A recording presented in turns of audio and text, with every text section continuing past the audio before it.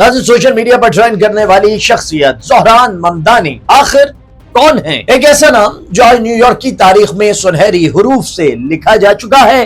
New York کے پہلے مسلم mayor, Trump کی مخالفت، طاقتور امیدواروں کی مزاحمت اور میڈیا کے دباؤ کے باوجود عوام نے زہران ممدانی کو جیت دلا دی۔ یہ صرف ایک انتخابی کامیابی نہیں بلکہ ایک نئے دور کا آغاز ہے۔ 18 اکتوبر 1991 کو یوگانڈا کی شہر کمپالا میں پیدا ہونے والے زہران کا تعلق علم و فن کے گھرانے سے ہے۔ والد معروف اسکالر محمود ممدانی اور والدہ مشہور فلم ساز میرا نائر ہیں۔ نیو یارک میں پروان چڑھنے والے زہران نے فن سے سیاست تک کا شاندار سفر طے کیا۔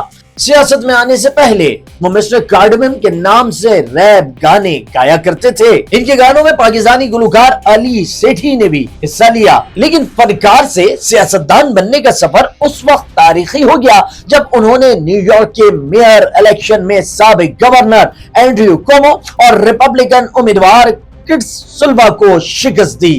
زہران ممدانی کی مہم میں 40,000 رضاکار شامل تھے جو 10 لاکھ گھروں تک پہنچے۔ انہوں نے نیو یارک کے عام شہریوں کے مسائل، رہائش، نقل و حمل اور خوراک کو اپنی مہم کا محور بنایا۔ انہوں نے اپنے مسلم عقیدے کو فخر سے پیش کیا، مساجد کا دورہ کیا اور حتیٰ کہ اردو میں ویڈیو پیغام بھی جاری کیا۔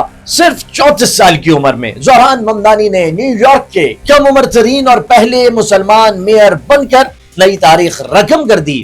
ایک فنکار، ایک سماجی کارکن اور اب ایک رہنما جس نے دکھایا کہ حوصلہ، عوامی محبت اور ایمانداری سب سے بڑی طاقت ہے۔ وہ نام ہے زہران ممدانی کا۔